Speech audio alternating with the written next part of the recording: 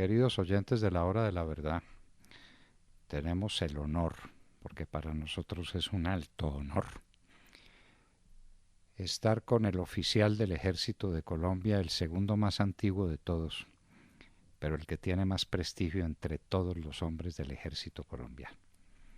Un prestigio ganado con sangre, con sudor, con lágrimas, víctima de atroz injusticia, pero un hombre que es punto de referencia para el Ejército de Colombia, que es su modelo, que es su guía, y queremos hablar con él con toda franqueza para que nos cuente sobre su vida y de la relación de su vida se va a desprender cuál es su posición frente al ejército actual, frente al ejército vivo, que él no puede estar comandando porque ha sido víctima de una atroz injusticia, de una infamia, de la que hablaremos también. De manera que, señores, estamos con el coronel Hernán Mejía Gutiérrez. Tal vez muchos lo conozcan porque es autor de un libro que se hizo famoso, que va en la cuarta edición, que se llama Me niego a arrodillarme, donde está contado mucho de lo que ahora nos dirá de viva voz y donde está la conclusión. Él se niega a arrodillarse y él no se va a arrodillar porque un militar colombiano no se arrodilla sino ante Dios, ante nadie más. Señor coronel Hernán Mejía Gutiérrez, muy buenos días.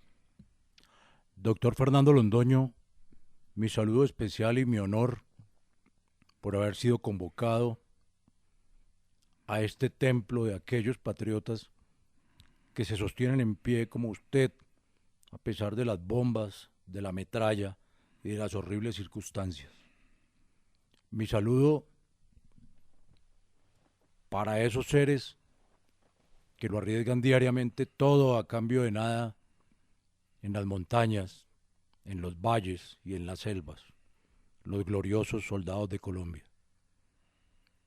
Extensivo a aquellos que llevan ya mucho tiempo privados de su libertad por haber cumplido esas citas de terror para salvar a los colombianos del terrorismo. El honor es muy grande y la oportunidad más aún, doctor Londoño, porque me permite presentarme ante todos los queridos compatriotas para ratificar que este soldado jamás le ha fallado a Dios, ni a la patria, ni a sus hijos, y está dispuesto a llegar hasta el final, siempre en la primera línea de batalla. Gran honor estar aquí, doctor Fernando Londoño. Señor coronel, mire usted lo que son las cosas de la vida. Eh, yo no tengo recuerdo de que usted y yo nos hubiéramos cruzado en la vida antes de aquella ocasión en la que con el presidente Álvaro Uribe Vélez aterrizamos en Valledupar al día siguiente de la posesión del presidente como presidente y de la mía como ministro del Interior y de Justicia. Usted estaba ya en Valledupar, una ciudad, recordémoslo porque a muchos se les olvida, ¿no? La historia se olvida. Una ciudad donde la gente estaba encerrada, prisionera, no podía salir ni a la esquina, las fincas estaban abandonadas, los campos estaban desolados y allá mandaban los bandidos. Esa era la situación. Pues el presidente Uribe dijo que iba a reconquistar el país y eso tenía un simbolismo. Usted tiene que creer en los símbolos, porque usted es un hombre de símbolos. ¿Por qué escogió el presidente Uribe la ciudad de Valledupar para llegar allá en primer lugar? Eso no fue casualidad. ¿Y por qué las primeras instrucciones para la recuperación del país las tenía que recibir usted de viva voz del presidente Uribe en presencia de los mandos militares que estaban allá? Pero usted era el responsable de las operaciones militares en esa zona. Allá llegamos ese día y allá estaba usted y allá se cumplieron unos actos protocolarios recuerdo que se lanzó un escuadrón de policías que iban a cuidar las carreteras y allá se dieron instrucciones muy precisas. El país había que recuperarlo. Esa fue la primera vez que nos vimos. Después, con el presidente Uribe le hacíamos seguimiento minuto a minuto a lo que estaba pasando en cada región del país, porque el presidente Uribe era así. Y él preguntaba, y él daba órdenes directamente como comandante supremo de las fuerzas militares. Y vimos cómo el departamento del Cesar empezó a cambiar. Yo recuerdo cuando hicimos campaña por el referendo que estuve en el Cesar, que reuní a los alcaldes porque todos estaban en Valledupar. ¿Se acuerda usted, coronel? Los Todos, 25 municipios. todos estaban allá. No había un alcalde en su municipio. Las FARC los habían sacado de los municipios. Yo los reuní y les pregunté, ¿ustedes qué necesitan? Como miembro del gobierno que tiene alguna incidencia en las decisiones nacionales, le quiero preguntar a ustedes qué necesitan. Y me contestaron, denos seguridad, que nosotros ponemos al resto. Había que darle seguridad a esa gente. Y allá estuvimos. Eran momentos muy difíciles. Yo recuerdo que tenía que ir a esos pueblos vecinos de Valledupar y sin preguntar a mí me metían entre una tanqueta. A mí no me montaban en un automóvil, sino que allá me metían en el fondo de una tanqueta y allá iba a parar al otro lado a pronunciar un discurso, a devolverle a la gente la seguridad en su destino.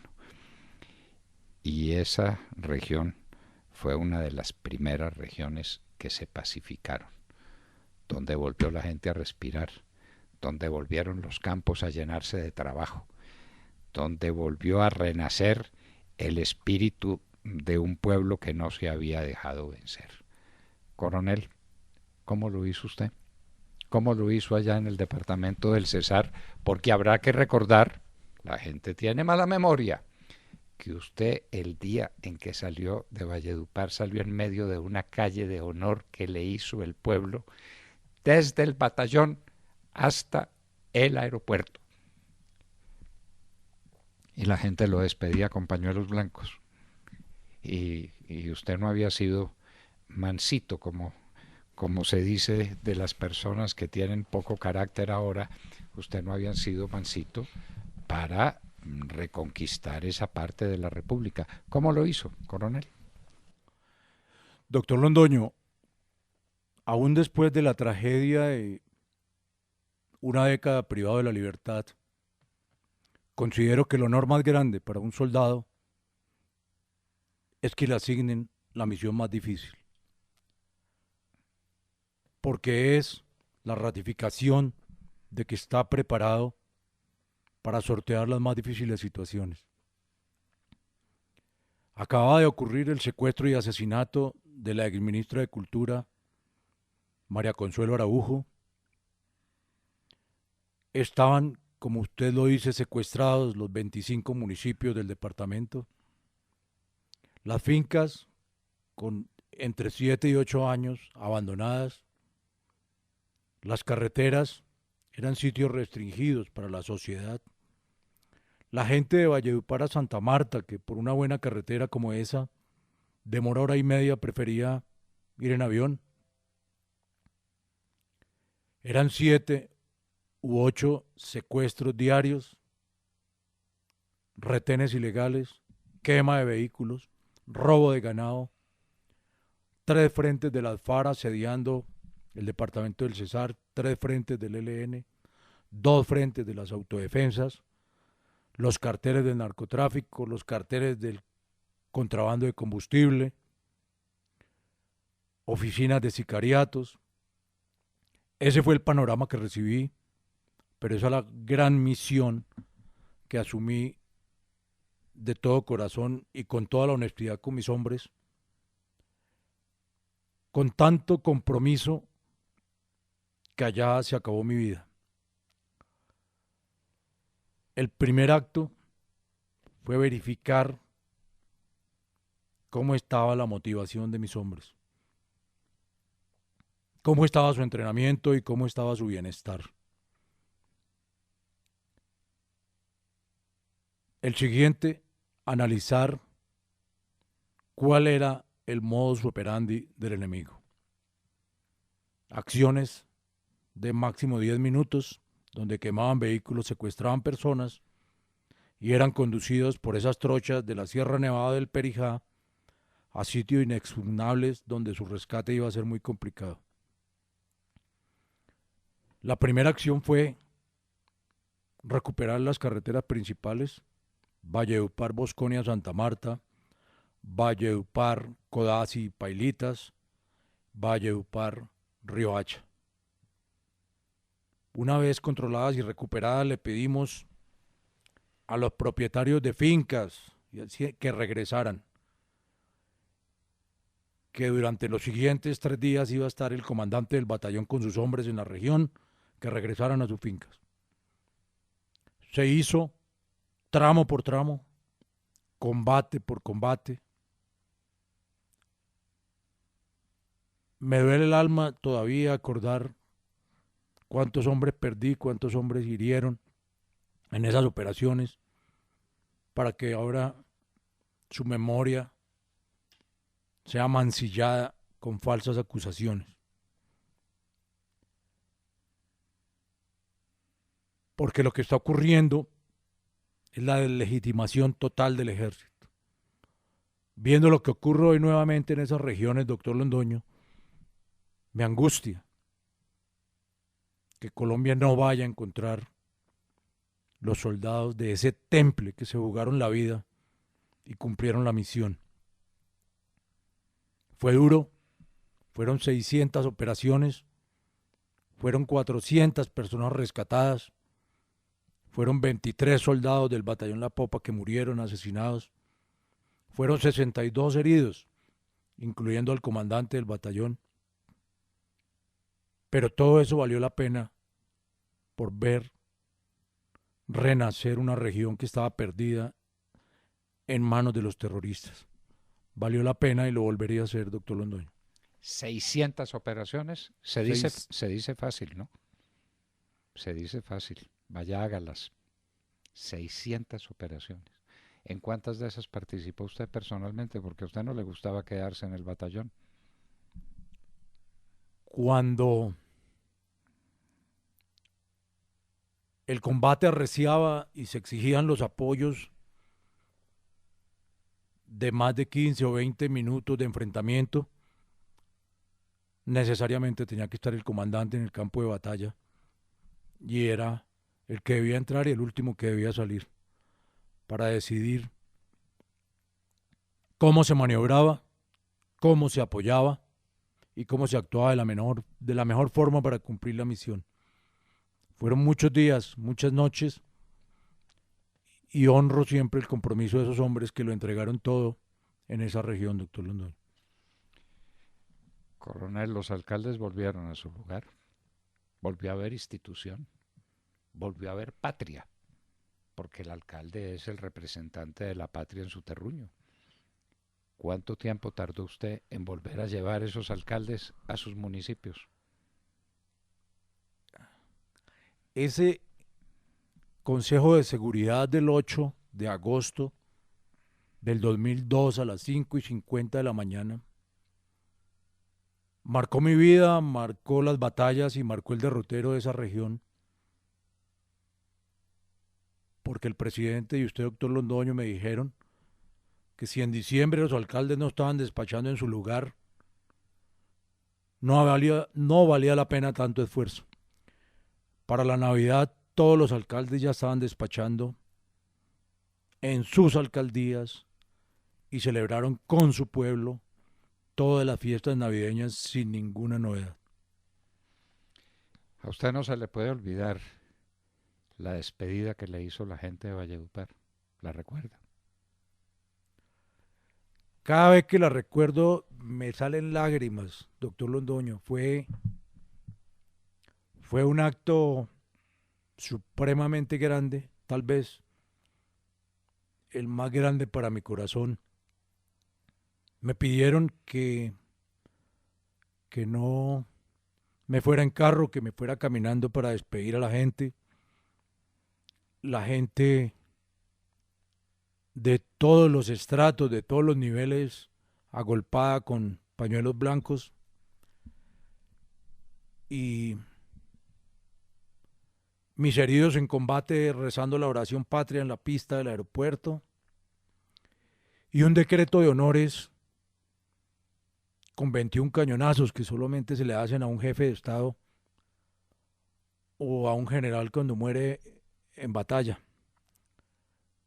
Ya recibí esos honores, yo ya me puedo ir tranquilo por ese lado.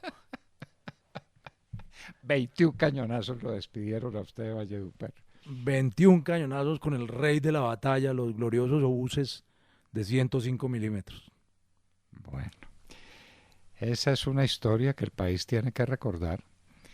Tiene que recordar la miseria en la que vivía el país antes del 7 de agosto del 2002. Y lo que empezó a ocurrir después, cuando en todos los lugares del país y en el Cesar en particular, hombres como el coronel Hernán Mejía Gutiérrez le devolvieron la paz a los colombianos y la fe, porque eso sí fue la paz, sin firmar papeles y sin protocolos y sin que nadie se fuera para La Habana, fue la paz. La paz no es que la gente viva tranquila, la paz no es que la gente pueda ir a su campo, la paz no es que la gente pueda recorrer las carreteras, la paz no es que la gente pueda salir de su casa seguro de que va a volver por la noche, si Dios quiere y no si quieren los bandidos. Esa no es la paz, coronel. Eso no es el objetivo de las fuerzas militares a las que usted ha servido durante tanto tiempo. Esa es la paz, doctor Londoño. Y en mi concepto de soldado, la paz no se negocia. La paz se conquista derrotando al enemigo con las armas legítimas de la República. No encuentro otro camino y por eso esa es la única paz duradera, estable y cierta. Señor coronel Hernán Mejía Gutiérrez, cuando uno se ocupa de su biografía y de su recorrido como soldado, no puede menos que recordar que usted fue parte esencial y dolorosa de un acto que finalmente cubrió de gloria al país, pero que pudo desembocar en un golpe de Estado. Me estoy refiriendo, por supuesto, al asalto al Palacio de Justicia por parte de unos narcotraficantes y de unos guerrilleros que siempre van unidos, y el ejército de Colombia se tuvo que cubrir de gloria, pero también de sangre en aquella ocasión. ¿Usted era subteniente o teniente?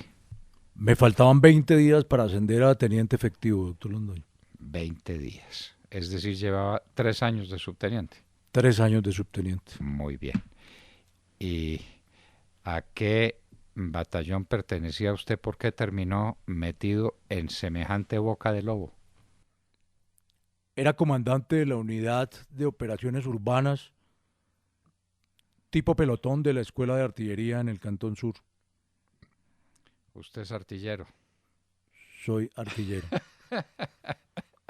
y yo y yo le oí decir que una guerra sin artillero es una pelea de cantina, más o menos. Sí, doctor Londoño. Se lo escuché a un general argentino muy valiente que estuvo de comandante de las unidades especiales, que decía que la guerra sin la presencia de los artilleros se convierte en una vulgar riña. Bueno, mi coronel Hernán Mejía Gutiérrez, entonces usted siendo muy joven, apenas iba a cumplir 3 años como subteniente del ejército, entró al Palacio de Justicia. ¿Con cuántos hombres entró usted? Para el 6 de noviembre de 1985, a las 11:40 de la mañana, doctor Londoño,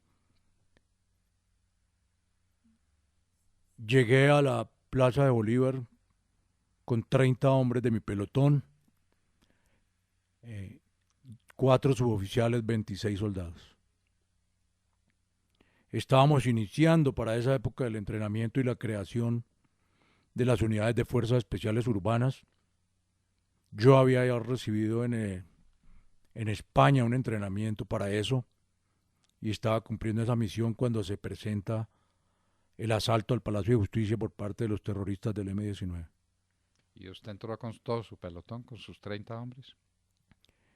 Recibí la misión de entrar con mis hombres, asegurar cada sector por el que íbamos avanzando y rescatar a unos hombres de nuestro ejército que se encontraban acorralados por el fuego enemigo y a muchas personas que estaban secuestradas y ya asfixiadas por el incendio.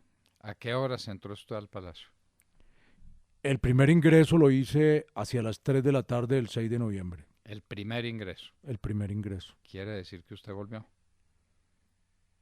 ¿Que usted salió? No hubiera querido, pero me tocó entrar 3 veces, doctor Londoño, a cumplir la misión en la última de las ocasiones, con el doloroso deber de reemplazar a 2 oficiales muertos y un oficial herido y asumir el mando de sus unidades también. Y en esa tercera ocasión cayó usted herido. En el recorrido, en la tercera ocasión en que ingresé al palacio, fue hasta el tercer piso.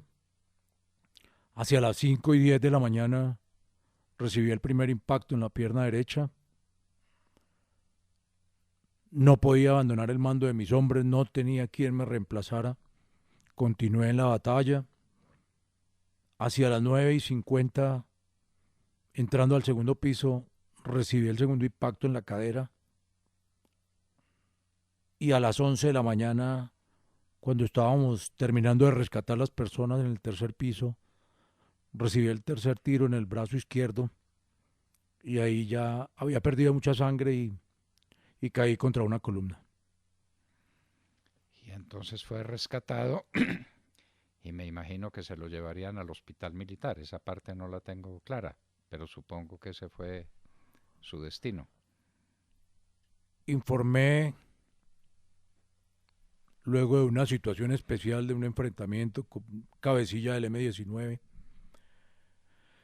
que me encontraba mal herido, que ya podían ingresar los refuerzos de la institución porque ya se encontraba consolidado hasta el tercer piso. Me arrastré hasta eso y eché a rodar hasta el segundo piso donde ya me recogieron.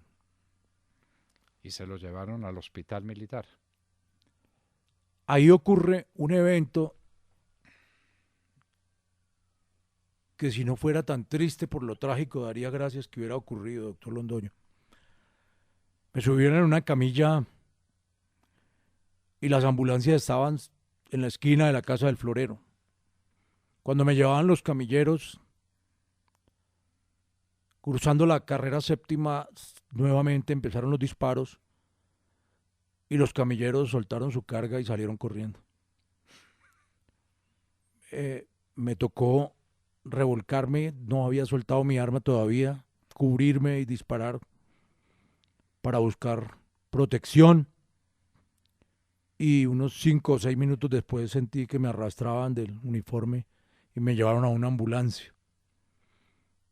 Digo que si no fuera tan triste lo agradecería porque gracias a ese video donde aparezco herido y arrastrándome cuando me soltaron de la camilla, me eximieron de responsabilidad en los desaparecidos del palacio. Ya me habían llamado en ese proceso. Era lo que faltaba. Ese fue uno de los episodios más tristes y más dolorosos de la guerra jurídica en contra del glorioso ejército de Colombia.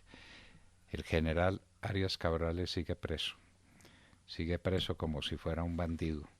Y usted sabe demasiado bien que jamás dio una orden para hacer una cosa indebida. Y estuvo preso el coronel Luis Alfonso Plazas Vega muchos años. También por cumplir su deber, él llegó con las unidades blindadas que consolidaron la retoma o reconquista del Palacio de Justicia. Mientras que los bandidos recibieron amnistía, indulto, y hoy están en la alta cúpula política del país, como el señor Gustavo Petro, que estaba en una cárcel, pero que estaba, según todo lo indica, comprometido con las operaciones criminales que se adelantaban. Y eso lo financió Pablo Escobar, una hora muy triste en la historia de Colombia, porque lo que había de por medio era un golpe de Estado. Ustedes eran conscientes de que lo que querían era someter al presidente Betancourt, obligarlo a un diálogo y obligarlo a que se entregara, porque estos bandidos tenían de rehenes a todo el Poder Judicial, a la cúpula del Poder Judicial. ¿No era así? Es así, doctor Londoño, la intención del grupo terrorista, por órdenes directas y por el pago para hacer la operación de asalto al Palacio de Justicia, era hacer un juicio al presidente y doblegar las instituciones bajo la amenaza y el terror, como tal vez está ocurriendo de nuevo. Como tal vez está ocurriendo de nuevo. Nos tenemos que adelantar en el tiempo. Usted libra la batalla que libró en el departamento del Cesar ya como coronel de la República. Usted pacifica esa región, lo despiden entre un ondular de pañuelos blancos y la emoción de la gente que veía en usted al ejército triunfante y al ejército que les había devuelto la paz y el derecho a vivir en plenitud, porque lo que la gente hacía en Valledupar no era vivir, sino sobrevivir. Y de pronto cae sobre usted esa cosa maldita que cayó, dirigida desde la revista Semana. Recuerdo el titular: de héroe a villano. Entonces usted, el héroe de 1000 batallas, se convirtió en un villano que estaban persiguiendo. ¿Por qué no nos cuenta, mi coronel, a usted de qué lo acusaron o de qué lo siguen acusando y qué participación tuvo usted o pudo tener usted en los hechos por los cuales lo han tenido 10 años en este tormento, en este sacrificio que usted ha soportado solamente por amor a la patria y por respeto al uniforme que lleva puesto? Doctor Londoño, son más de 12 años ya 12. sometido a la tragedia más grande que le puedan infligir a un ser humano, privarlo de su libertad y a un soldado mancillarle su honor. Siempre que tengo la oportunidad, repito que el único capital que un soldado le deja a su patria y a sus hijos es su nombre y su honor. Tengo muy claro que no es compatible un soldado con el dinero. No hay soldados millonarios. Su capital es su honor, su valor y las páginas que ha escrito para cumplir la misión constitucional de salvar a la República. 1000 veces he jurado que jamás las armas de la República, empuñadas por hombres bajo mi mando, se dirigieron a personas inocentes. Como jamás negaré que combatí el terrorismo con todo el rigor, como me lo ordenaba la tarea, como me lo ordenaba la misión y como me lo exigía esa sociedad que se encontraba doblegada por todos los terroristas de todos los pelambres en esa región. Después de mi recorrido como soldado por el Cesar, por el Caquetá, por el Putumayo, por el Guaviare, por el Meta, por Nariño,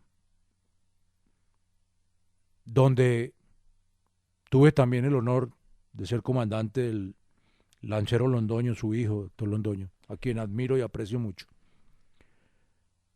Viene el contraataque de los terroristas de cuello blanco, que todos saben que existen, pero nadie se ha atrevido a atacar. Casi nadie, digamos. Casi nadie. Aquí en la hora de la verdad les decimos unas cuantas veces lo que se merecen que se les diga. Hernán Mejía, como soldado, se convirtió en un trofeo. Y el encargado de hacer el montaje por orden del ministro de la Defensa, Juan Manuel Santos, quien iniciaba su campaña presidencial, fue el miserable Sergio Jaramillo Caro.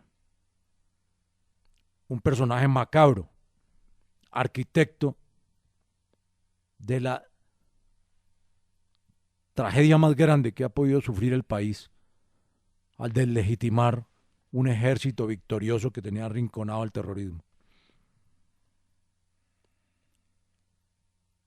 Este individuo, Jaramillo, contactó a un terrorista a quien yo había capturado y puesto a buen recaudo de las autoridades, lo sacó de una cárcel, lo incluyó en una lista de desmovilizados del grupo terrorista de las autodefensas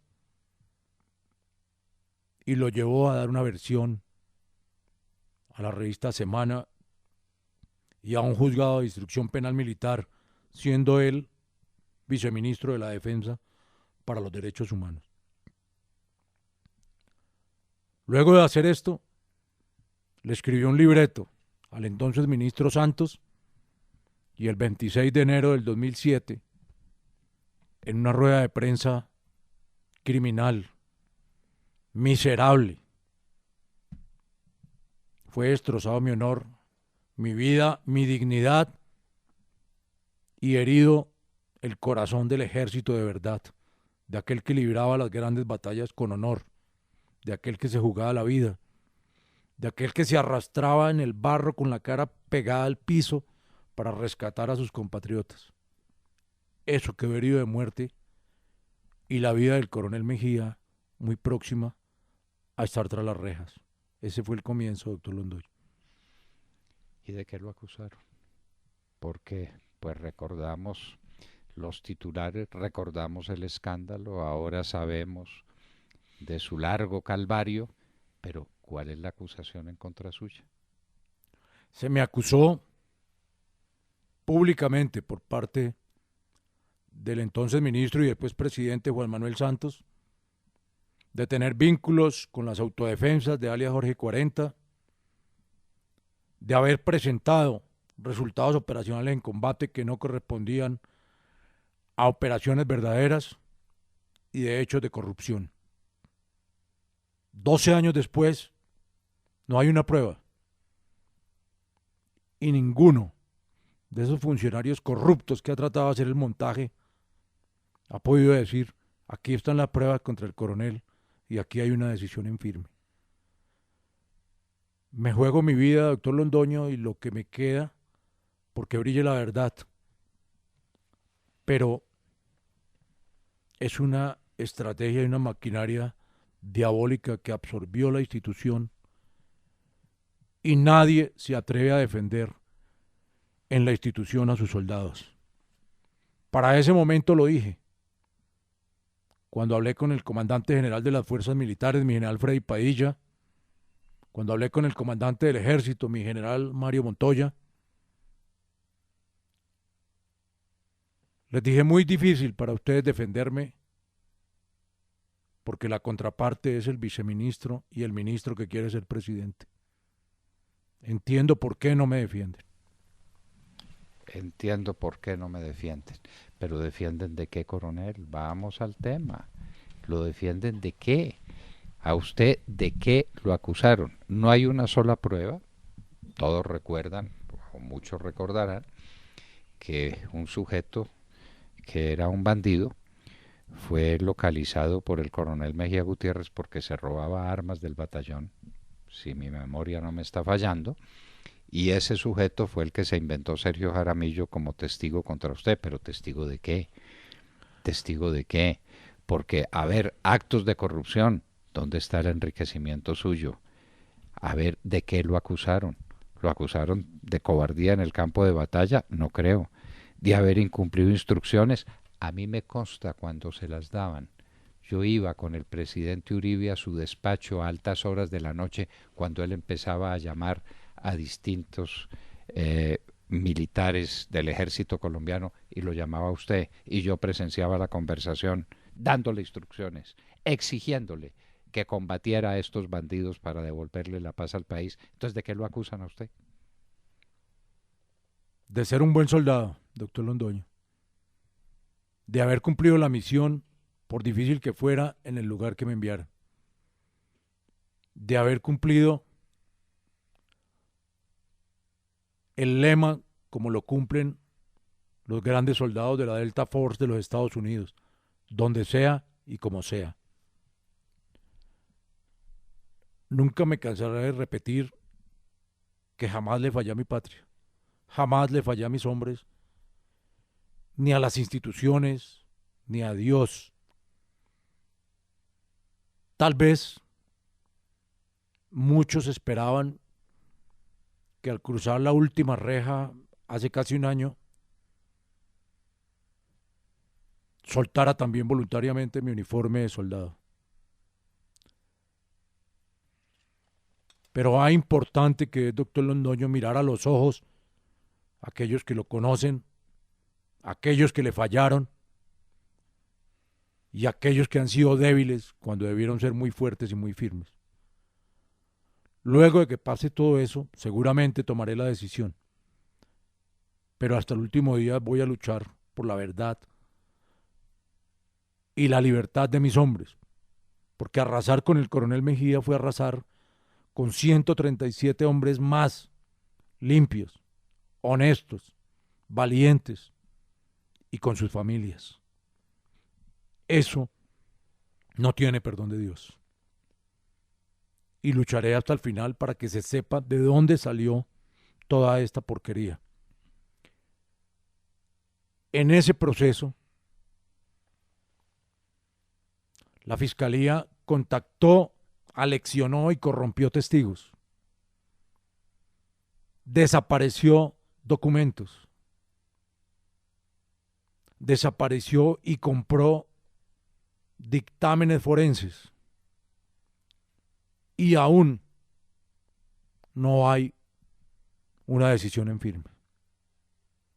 Yo espero que muy pronto aparezca la verdad y que no sea demasiado tarde para mis hombres y para la memoria de los que cayeron en esos combates y están siendo mancillados en su honor y en su memoria. Bueno, mi coronel, vamos entonces ahora a un tema supremamente delicado. Si usted oye la hora de la verdad, nos habrá oído decir una y otra vez que este es un ejército vencido, que este es un ejército sin alma, que la cúpula militar es una cúpula que manda un ejército que está en retirada, un ejército que no cumple su deber. Las cifras respaldan nuestro dicho. El señor Santos, que cuesta mucho trabajo decirle presidente, porque las últimas elecciones se las robó, de lo que tenemos pruebas, el señor Santos recibió un país con 48.000 hectáreas de coca. En este momento hay más de 250.000 hectáreas de coca sembradas, y usted lo sabe. El país está dominado por los cocaleros. Los bandidos de las FARC, los que firmaron ese papelucho allá en La Habana, ese papelucho de 312 páginas, se cambiaron el brazalete y ahora son del ELN. Y el ELN vuela los oleoductos cuantas veces le da la gana. Y el ELN recluta niños, como lo acaba de decir uno de los altos dignatarios del gobierno del presidente Duque. Y el ELN secuestra y el ELN mata. Y lo que llaman las disidencias de las FARC, que usted sabe que no son disidencias, sino que son el núcleo puro y duro de las FARC, por ejemplo, comandado por el Paisa. Entonces, hemos pedido una y otra vez el cambio de cúpula militar.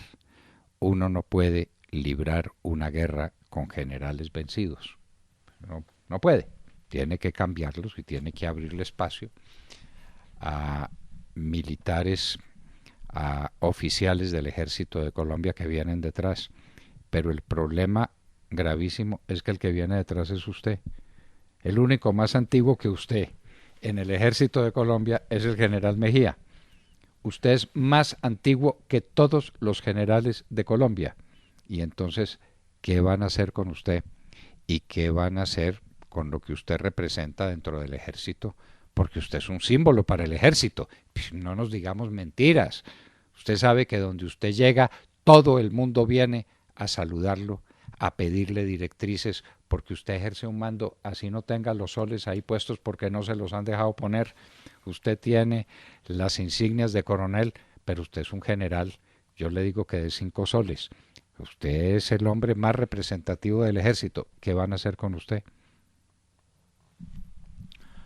¿Y qué va a hacer un ejército en las condiciones en que está, con este país lleno de coca, lleno de bandidos, donde desapareció otra vez la seguridad, donde hay un tal Guacho allá en Tumaco que hace lo que le da la gana con el país, donde está el Paisa, donde en el nordeste antioqueño hacen lo que les da la gana, donde el Catatumbo es una zona de guerra, es un infierno? Y entonces, ¿qué viene, mi coronel? Doctor Londoño, es para mí como soldado supremamente angustioso presenciar lo que está ocurriendo en aquellos territorios que creíamos consolidados porque libramos grandes batallas para recuperarlos. El Cauca, Nariño, el Caquetá, el Putumayo, el Cesar, Córdoba, Arauca, Casanare, Catatumbo. Catatumbo son escenarios en los cuales perdimos muchos hombres en la guerra contra el terrorismo. Creíamos después de esos combates que la vida y la sangre de esos hombres no había sido derramada en vano, pero hoy tengo muchas dudas al respecto. El enemigo, dentro de una estrategia clara de desarrollo del aparato subversivo, se multiplicó, se dividió más, atomizó el esfuerzo de las fuerzas militares y la institución no ha reaccionado de acuerdo a la amenaza que se plantea. Mi situación la debo asimilar de acuerdo a las normas de Dios y aceptar con dignidad lo que decida el gobierno y el alto mando sobre mí. Me daría mucha tristeza que me consideraran una amenaza para ellos y no un punto de apoyo para el país. Jamás permitiré salir deshonrado ni por la puerta de atrás, doctor Londoño. La frase que decíamos de Tito Livio, de que el soldado debe regresar de la batalla con su escudo o sobre su escudo, pero jamás sin él. Yo tengo que cumplir las dos primeras por honor y por dignidad, con mi escudo o sobre mi escudo. La vida de la nación está en vilo. Es tan falso aquel que trate de mostrar cifras de tranquilidad como aquel que no reconozca que la gente no está saliendo con confianza a las carreteras, que la gente no está yendo a sus fincas, que están extorsionando a las personas y cobrándoles vacuna nuevamente en sus fincas por cada rezo, por cada negocio que tengan. Yo espero que el gobierno, dentro de su sabiduría y el análisis que haga, ponga al día a las fuerzas militares para que el país recupere la confianza y sientan que tienen un ejército victorioso como aquel que ganó tantas batallas, como aquel que en todas las encuestas está por encima del 80% de la confianza de los colombianos. Mi coronel, tengo que hacerle una pregunta que es definitiva para saber dónde estamos. Cuando el presidente Uribe se posesionó presidente y me llamó para que fuera su ministro del Interior. Hicimos un diagnóstico de cuál era la situación y llegamos a una conclusión. El nombre del juego es cocaína. Lo demás es paja. El cuento de la subversión y de que los conflictos de tierras y que las FARC representan una reacción de los campesinos, eso es literatura barata de unos cuantos majaderos izquierdistas. Aquí el problema es la cocaína. La cocaína que mueve miles de millones de dólares. Le repito, mi coronel, miles de millones de dólares. Y ese es un enemigo temible. Uno con miles de millones de dólares compra los fusiles que le da la gana, compra las bombas que le da la gana y compra las conciencias que le da la gana. Mi pregunta va para lo siguiente.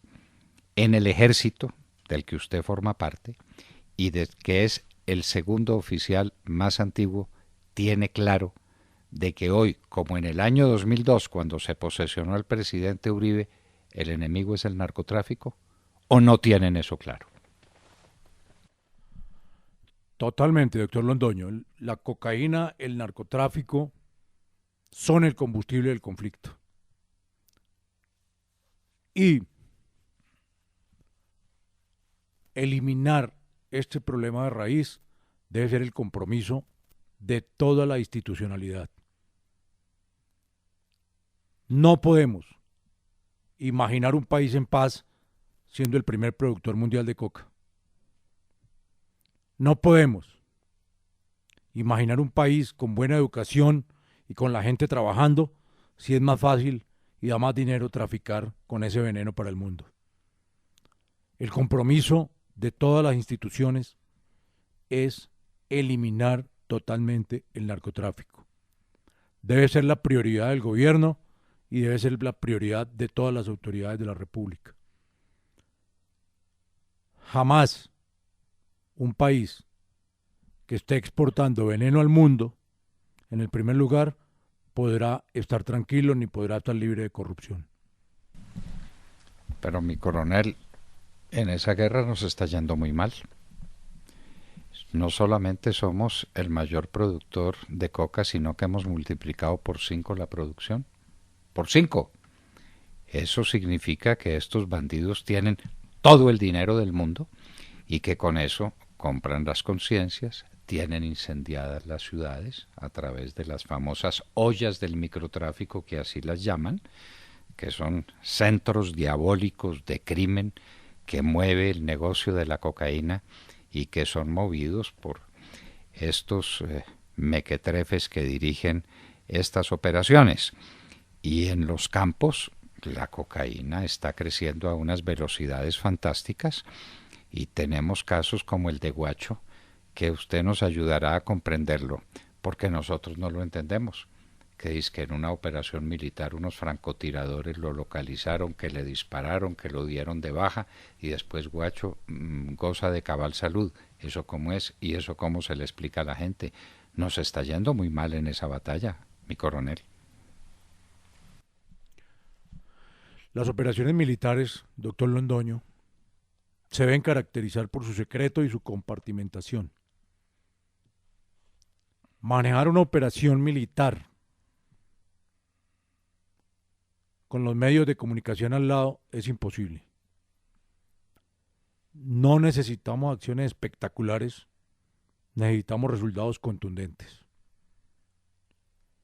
La inteligencia militar y las fuerzas militares están en capacidad de ubicar y dar de baja a los cabecillas. Hoy por hoy, lo que más aterra, doctor Londoño, es que a los hombres que están dispuestos o entrenados para hacer las operaciones, los limita su seguridad jurídica. Que a los 5 días de dar de baja a un cabecilla, aparezca este como que era un campesino en labores de ordeño. Tenemos nuestros mejores hombres bajo el yugo de la justicia de manera infame con una institución que no está en capacidad de defenderlos de manera contundente. No puede ningún comandante a ningún nivel darse el lujo de anunciar resultados cuando no son tangibles y demostrables de manera inmediata. No entendí cómo se anuncia la baja, la captura o que estaba herido ese sinvergüenza terrorista en el sur del país si no teníamos su cuerpo asegurado. Cada operación amerita un planeamiento muy especial, muy secreto, muy definitivo, y se deben enterar de él solamente los hombres que van a participar. Yo creo que la doctrina de seguridad y defensa nacional y la política de seguridad nacional en este momento debe ser reevaluada de acuerdo a la amenaza y a los objetivos que debemos trazarnos de manera inmediata, para ya, para mediano y para largo plazo. Ay, señor coronel, aquí hay cosas tan difíciles de entender, como por ejemplo la manera como estos vagamundos, terroristas, criminales, están destrozando la tierra que va a ser de nuestros hijos y nuestros nietos. La deforestación de Colombia es una cosa pavorosa, pero unas hectáreas de bosque no se tumban en 10 minutos.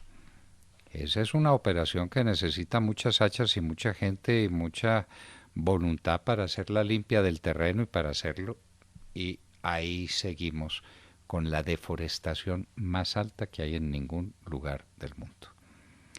Y tenemos el tema de las famosas explotaciones mineras sobre los ríos. Estamos convirtiendo nuestros grandes ríos en lodazales. Usted sí conoce la patria, usted sí sabe lo que son nuestros ríos de esa vertiente del Pacífico y de la Orinoquia y de la Amazonia. Esos ríos caudalosos, ríos imponentes, ríos bellísimos, convertidos en lodazales. Y a uno le muestran eso y hay grandes establecimientos fabriles, bueno, en rústicos, lo que quiera, en madera, pero eso es perfectamente visible. Y uno se pregunta, ¿y eso como por qué no lo acaban? ¿Por qué no hay una operación militar que vuele todos esos sitios y que le devuelva al país el dominio de sus ríos y el dominio de sus bosques? ¿Qué país es el que nos están dejando? Y el ELN sigue volando el oleoducto. Usted tiene que recordar que, y tiene demasiados motivos para recordarlo, que en el gobierno del presidente Uribe prácticamente se acabaron los atentados al oleoducto Caño Limón Coveñas. En el último año me parece que hubo 5 atentados y ahora hay 82 en este año. 82. Mi coronel, ¿por qué estamos fallando en la defensa del territorio, en la defensa de nuestros bosques, en la defensa de nuestros ríos? ¿Por qué? Doctor Londoño, ese es el segundo renglón de la crisis de violencia en Colombia después del narcotráfico. La presencia del Estado en todos los rincones de la patria no está garantizada. En muchos lugares de Colombia, los únicos que han llegado alguna vez son los soldados. Los grupos terroristas y los grupos armados ilegales y las organizaciones criminales saben de la existencia de esa gran riqueza a lo largo de nuestros ríos, en la Amazonía, en el Baupés, en la parte y en el área del Pacífico. Hoy por hoy, garantizar operaciones en profundidad para nuestras fuerzas militares no es una de las facultades. Alargar las líneas de abastecimiento por un periodo superior a 15 días no está dentro de la capacidad que tiene ahorita la fuerza militar. Abastecer hombres, evacuar hombres y sostenerlos en lugares a más de 500 kilómetros de los puntos de abastecimiento se torna en una tarea imposible hoy para un comandante. Por eso mismo digo que se debe reevaluar nuevamente la estrategia de seguridad y defensa, la política de seguridad nacional, nuevamente activar esas unidades que estaban sobre el sector del Pacífico y sobre el sector sur, en Tres Esquinas, en Peñas Coloradas, Caquetá, donde podríamos garantizar esas operaciones. Pero ha podido más todo el dinero que se gastó o se robaron en el famoso proceso de paz. Hoy veía son miles de millones, que no aparecen en este momento, y que sin un respaldo de los demás estamentos del Estado, muy difícil le queda a un ejército atacar todos esos enemigos sin tener los medios y las capacidades materiales y jurídicas que le permitan lanzar una ofensiva. Señor coronel, al ejército de Colombia lo tienen humillado ante la JEP. Esa es una humillación. Es el sitio, la JEP, que usted sabe que es una llamada Justicia Especial para la Paz, integrada por unas personas, es un tribunal integrado por 5 personas, de las cuales 3 son extranjeros. Esa es la mayor humillación que se le ha hecho a ningún país del mundo, y Colombia no se da por notificada de esa humillación. Y entonces uno ve el desfile de militares tan importantes como usted, que van a presentarse ante la JEP, pero por razones obvias, por mal que les vaya ante la JEP, por alta que sea la pena que les impone, es mucho menor que la pena que les imponen los tribunales ordinarios, donde ustedes no tienen garantías, no tienen medios de defensa, no tienen quien los atienda, no tienen quien los defienda. Y en la JEP probablemente tampoco. Cuéntenos cómo es ese sentimiento de militares como usted, que terminan ante la JEP en el mismo sitio que está reservado para los grandes bandidos, para los bandidos de las FARC, para que allá los absuelvan y a ustedes los condenen. ¿Cómo es eso? Ese es el más difícil de los momentos para el ejército, doctor Londoño. Muchas veces los soldados de honor preferimos la muerte a la humillación. Soy un convencido de eso. Soy un convencido de que prefiero morir antes que doblar mis principios ante una libertad deshonrosa. No lo permitiré. No podría vivir con esa carga en mi conciencia y en mi corazón.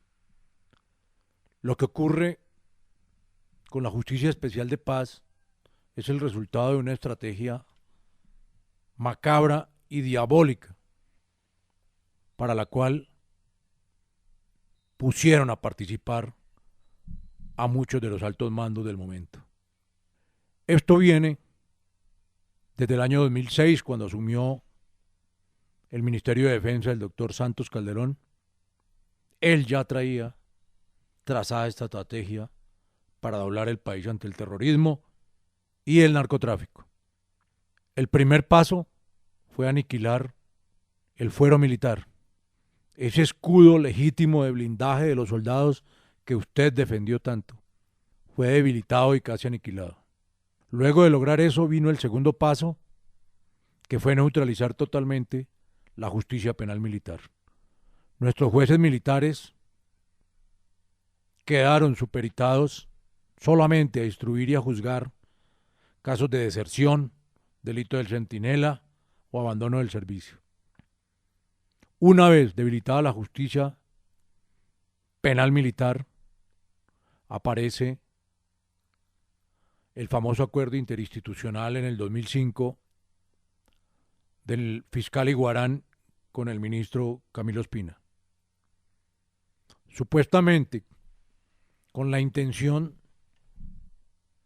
de ayudar a las fuerzas militares que, al no tener facultades de policía judicial, deberían acompañarse del CTI, Cuerpo Técnico de Investigación, para desarrollar estos procedimientos en la realización de operaciones. Esa ventaja y ayuda escondía el más terrible de los monstruos. Cuando los hombres regresaban de la operación, el proceso ya estaba en la justicia ordinaria, porque un técnico criminalístico del CTI consideraba que no pertenecía a un acto del servicio ni en razón del servicio. Nuestros jueces militares jamás estuvieron preparados para plantear una colisión de competencia, y la justicia ordinaria, ignorando el derecho internacional humanitario, que es el derecho de la guerra, ignorando la doctrina militar de la guerra irregular, asumía el proceso como una vulneración a los derechos humanos y encartaban a todos los participantes en la operación. Después de eso aparece el aniquilamiento total de la inteligencia militar, un encargo muy bien cumplido por parte de Sergio Jaramillo Caro, en el cual paulatinamente hicieron desaparecer las unidades de inteligencia militar especializadas en buscar a los terroristas, desactivaron el DAS, desaparecieron las salas de interceptación y finalmente se crea una Agencia Nacional de Inteligencia bajo la dirección del almirante Chandía, solamente para seguir a la oposición, olvidándose del verdadero enemigo y de la verdadera amenaza de Colombia. Acto seguido, vienen los famosos procesos mediáticos con captura de excelentes soldados y grandes acusaciones en todos los medios, que esos medios, como la revista Semana, como Caracol, se prestaron y son cómplices de la tragedia de la institución y de lo que le va a ocurrir al país. Distinguidos soldados de Colombia que libraron batallas en Urabá, mi general del Río, en el Palacio de Justicia, mi general Arias Cabrales, mi coronel Plazas, en Casanare, en La Guajira, en el Cesar, públicamente esposados, encadenados y convertidos de buenos soldados de la noche a la mañana en criminales. Después de eso, el fatídico término de falsos positivos también. ¿Eso quién se lo inventó, coronel? Perdóneme la interrupción. Eso fue una patraña iniciada por Sergio Jaramillo y la colaboración fue de mi general Naranjo de la policía. El término falso positivo nunca hizo parte de la jerga militar, doctor Londoño. Los soldados hablamos de resultados operacionales, hablamos de bajas en combate, hablamos de heridos en combate, nunca de positivos ni negativos. Es un término netamente policial y se convirtió en la tragedia de las fuerzas militares. Porque los errores que cometieron en combate 5 o 6 personas, porque no son más, los tradujeron en que los últimos 10 años de las operaciones militares fueron falsos positivos. ¿Será falso positivo una operación donde mueren 5 soldados, hieren 4 soldados y se rescatan 10 secuestrados? Si fueran todos falsos positivos, ¿por qué no volvió a haber retenes? ¿Por qué no volvió a haber secuestros? ¿Por qué no volvió a haber toma de población? Pero el daño con ese término lo hicieron. El penúltimo paso, las espectaculares condenas, cadenas perpetuas contra nuestros hombres que equivalen a penas de muerte. Empiezan a publicar en los medios 50 años para un coronel, 3 condenas de 48 años para un sargento, 50 años para un general, 38 años para otro general. Eso atemoriza a los soldados. Eso arrinconó al ejército. Eso y la soledad que sentía cada hombre entre las rejas destruyeron la voluntad de lucha del corazón de los soldados. Nadie lo puede negar. En ese preciso instante aparece un flotador que estaba pactado desde antes de iniciar los diálogos en La Habana. La JEP, la Justicia Especial de Paz, que en este momento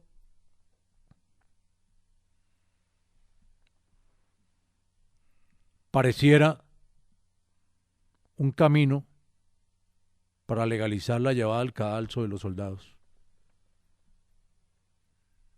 Hasta ahora no se ve que haya derecho a un juicio justo ni a la presunción de inocencia. Veremos qué ocurre, doctor Londoño, pero los soldados que van a salvar su vida no les han dejado otra opción y ojalá luchen por la verdad, pase lo que pase.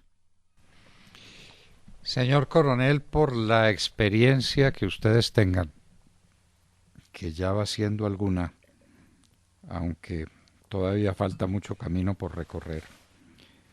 Ustedes sienten que en la Justicia Especial de Paz hay magistrados que sepan de qué están hablando. Cuando se habla de una operación militar, esos magistrados saben qué es una operación militar. Yo recuerdo, te hablaba de mi hijo teniente, que es el mayor orgullo que he tenido en la vida, que un hijo mío sea oficial del ejército, que en una operación que él dirigió y por la que se llamaba después de la operación el primer respondiente o el primer responsable, el primer responsable. Vinieron unos fiscales a preguntarle y que por qué se habían tirado a rapel y que si no era un exceso de fuerza cuando se estaban tirando a rapel que bombardearan o que dispararan sobre el terreno para que no les dispararan desde abajo. Y entonces decía, pues hay que ver cómo es tirarse a rapel. ¿Usted quiere tirarse a rapel? Y un fiscal le dijo, yo quiero. Pues mi hijo consiguió que le prestaran un helicóptero y ya cuando iban a salir y cuando estaba enterado de qué consistía tirarse a rapel, dijo que tal vez no, que tal vez no. Es posible que una persona que desconozca absolutamente lo que es la vida del soldado, lo que es el riesgo que el soldado corre, lo que es el sacrificio del soldado y el riesgo en una batalla y lo que pasa en una batalla, sea el juez de esa batalla y sea el juez del militar que participa en ella. ¿Cuál es la visión que ustedes tienen de esos magistrados de la JEP respecto a ese tema específico, a la capacidad que tengan de captar los hechos a los que se están refiriendo? Doctor Londoño, son 10 años sufriendo terriblemente por ese fenómeno absurdo, pero orquestado, en el cual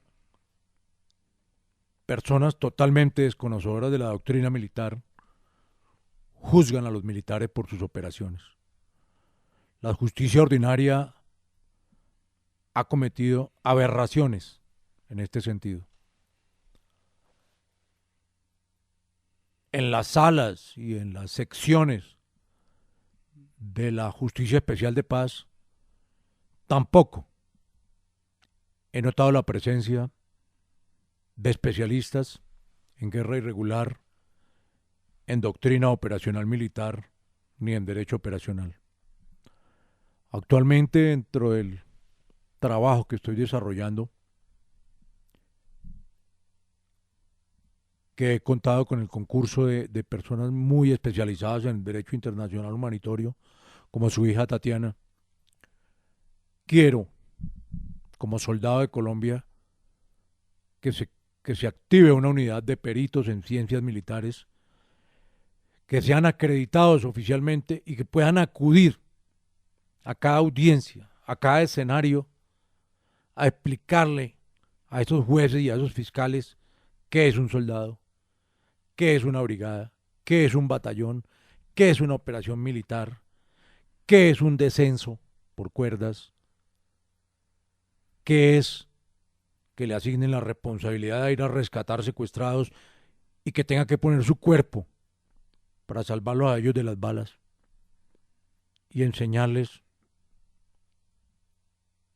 por qué en ese cementerio del norte hay tantas cruces de héroes anónimos que ni siquiera las personas que ellos salvaron conocieron. Eso espero sea una tarea que me permita seguir ayudándole a mis hombres y llevarlos allá para que en ese escenario, por duro que sea, sientan que ahí está su ejército y están sus comandantes respaldándolos. Señor coronel, su libro Me niego a arrodillarme, me cuenta, va por la 4ª edición, la 4ª edición conocida. ¿Cuántas ediciones han salido y se han vendido en la calle sin que usted sepa? Y de lo que no queda registro, eso nunca se sabrá. Y me parece que son más los libros de los que usted tiene noticia que los libros que están registrados en las librerías. Lo cierto es que Me niego a arrodillarme es un libro fundamental de consulta para todo el que quiera conocer la vida militar, para todo el que quiera conocer el drama de un hombre que resuelve ser soldado y que resuelve servirle a la patria sin otro interés que el amor por ella y que el amor por lo que representa su uniforme, sus símbolos, su capacidad de lucha. Es muy difícil comprender por qué un soldado decide ser soldado. En Me niego a arrodillarme, eso está contado. Y contado con todo detalle, inclusive la primera batalla que usted tuvo que librar contra su papá, que era bastante más inteligente que usted y que sabía lo que le iba a pasar antes de que usted entrara al servicio del ejército de Colombia. Ahí está contada toda la historia. Ahí está contada la vida de un oficial y a través de la vida de un oficial, la vida del ejército de Colombia. Me niego a arrodillarme. Qué lindo fuera que en esta Navidad todo el mundo dijera qué regalo le puedo dar a alguien a quien yo quiera mucho y que ese regalo sea ese libro para guardarlo como un tesoro lo tenemos guardado los que lo hemos recibido, mucho más si ha venido con una dedicatoria suya. Me niego a arrodillarme. ¿Usted a qué le atribuye? ¿Usted qué cree que hay tanto desvío por las fuerzas militares y que hay tanta distancia con ellas a que se vuelva semejante éxito editorial y paraeditorial? Porque ¿cuántas son las ediciones que han salido, las ediciones piratas que han salido de su libro? Me niego a arrodillarme, un punto de referencia. ¿Y usted tiene un segundo libro pendiente o no ha pensado en él? Doctor Londoño, sí, en primer término me niego a arrodillarme es el resumen de mi vida con una característica especial, contándole a mi padre cada uno de los sucesos, pero un poco tarde porque fue ante su tumba, pero no, con una verdad descarnada porque uno al padre no le miente.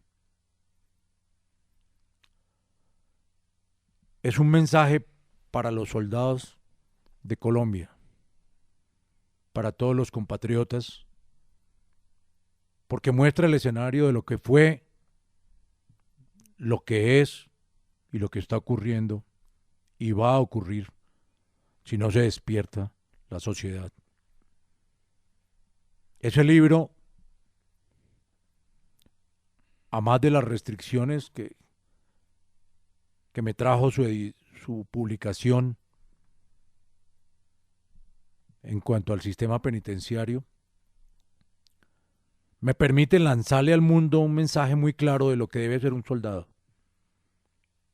Y a los soldados que hoy están en las selvas cumpliendo la misión, que están en las guarniciones y se están preparando, les digo que siempre, siempre sean leales a su patria. Y sean leales al gobierno cuando se lo merece. Nos debemos a las instituciones y no a las personas. Señor general, en alguna época yo era conferencista en la escuela militar, en la Escuela de Altos Estudios Militares, en el Sidenal. A mí me invitaba, dejaron de invitarme, no sé por qué razón, pero dejaron de invitarme. Pero yo hablaba con los muchachos y les contaba la historia. Y les contaba la historia porque la gente tiene la idea de que el militar es militar porque no tuvo otra alternativa de ser una cosa mejor. Y yo a esos muchachos de la escuela militar les recorría la historia y les decía, les voy a mostrar que los más grandes hombres de la historia humana, no solamente los más grandes capitanes, sino los más grandes dirigentes de pueblos, han sido militares y han tenido formación militar. Me abrían unos ojos y descubrían un mundo. Y yo les hablaba desde las épocas antiguas. ¿Quién llevó toda la civilización griega por el oriente? Un militar, un tal Alejandro Magno.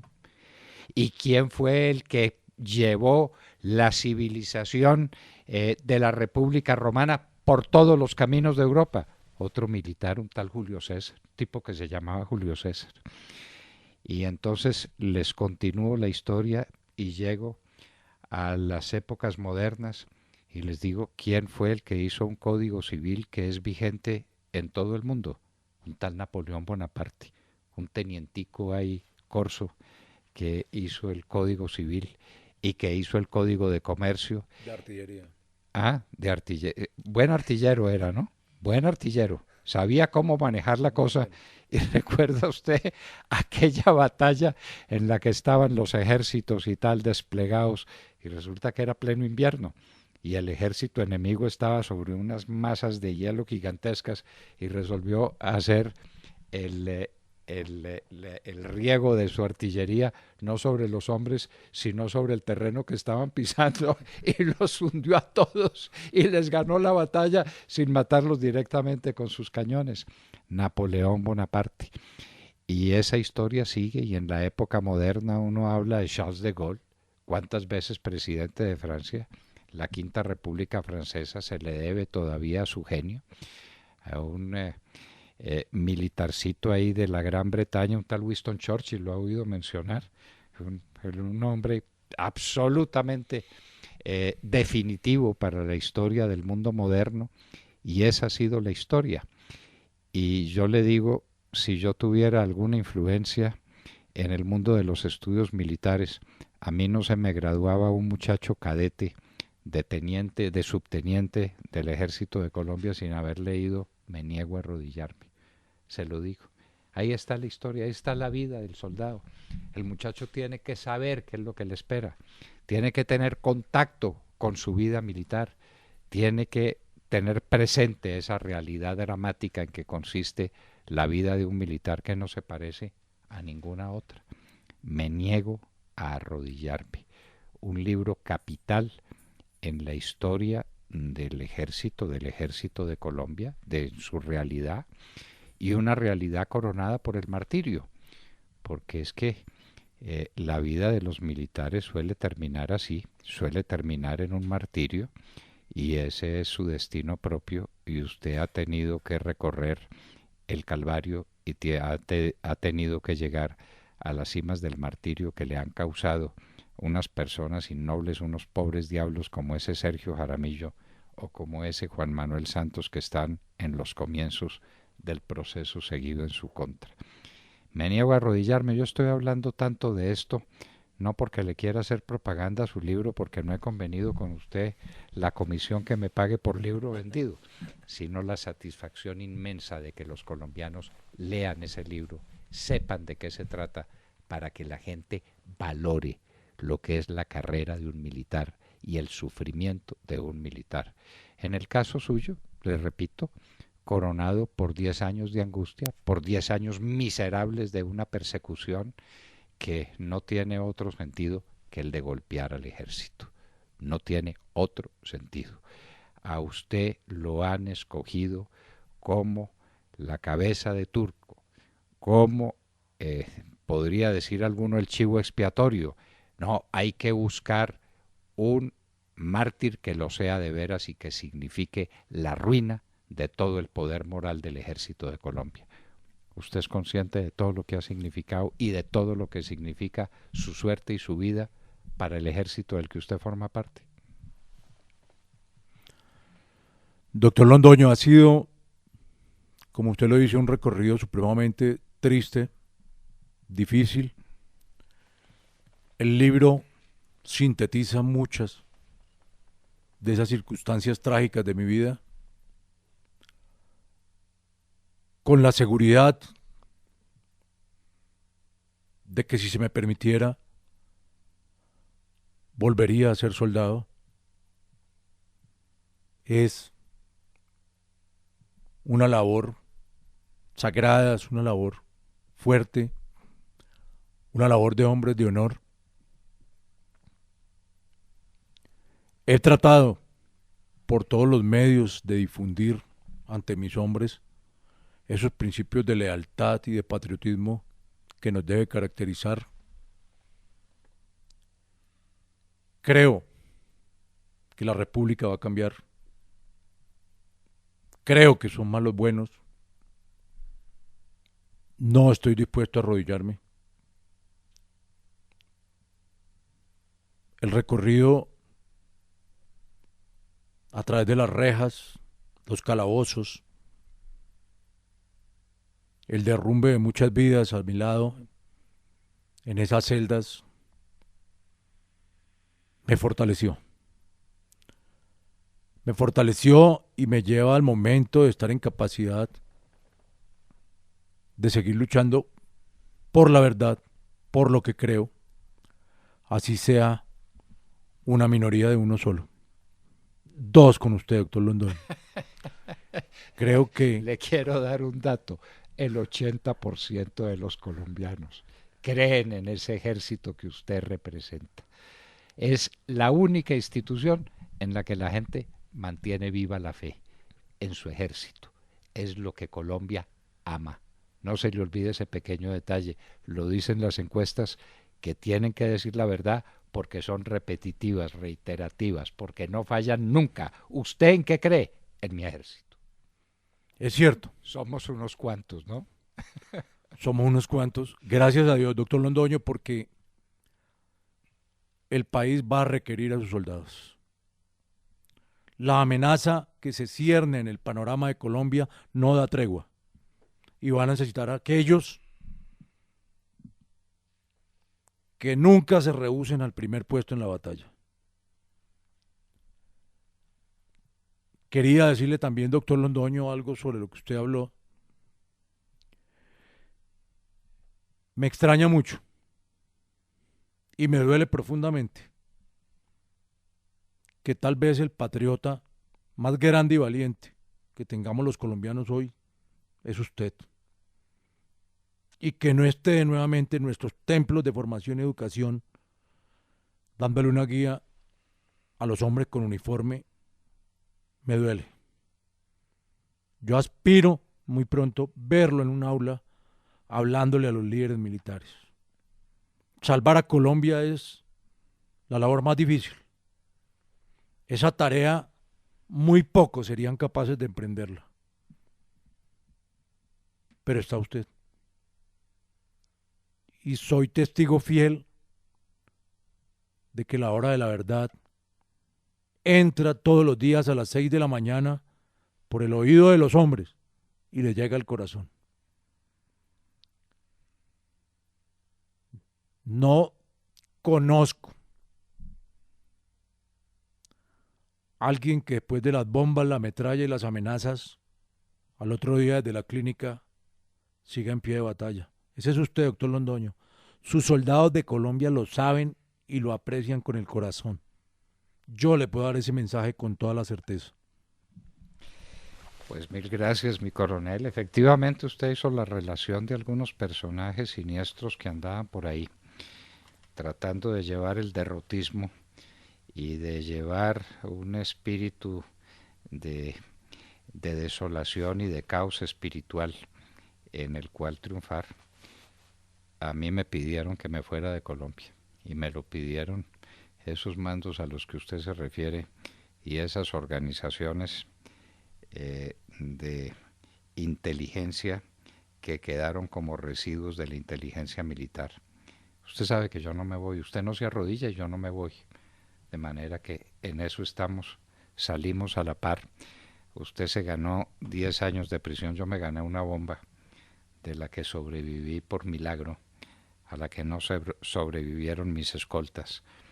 Y aquí estoy, San Miguel Arcángel. Se lo recomiendo, en la próxima batalla que tenga le recomiendo a San Miguel Arcángel. San Miguel Arcángel hace los milagros. Coronel Hernán Mejía Gutiérrez, yo le dije al principio que era un honor para la hora de la verdad tenerlo a usted aquí. Después de esta entrevista que muchos van a oír y sobre la que muchos tienen que meditar, estarán de acuerdo conmigo en que uno de los grandes honores de la hora de la verdad fue tenerlo a usted aquí en grandes reportajes, el gran reportaje con el gran soldado de Colombia. Vamos a ver qué pasa con su situación y qué hacen con el segundo oficial más antiguo del país, los que lo han querido derrotar, porque a usted no lo ha derrotado nadie, ni lo derrotará nadie, mi coronel. El honor es mío, doctor Fernando Londoño, todo su equipo de trabajo de la Hora de la Verdad, a quienes admiro profundamente por su valor y patriotismo. Este soldado representa a esos soldados de Colombia que diariamente se juegan la vida por su país. La historia debe dar un giro. Ha llegado el momento de reconocer a los verdaderos patriotas. Como siempre y hasta el final, patria, honor, lealtad. Me niego a arrodillarme y Dios salve a Colombia. Gracias.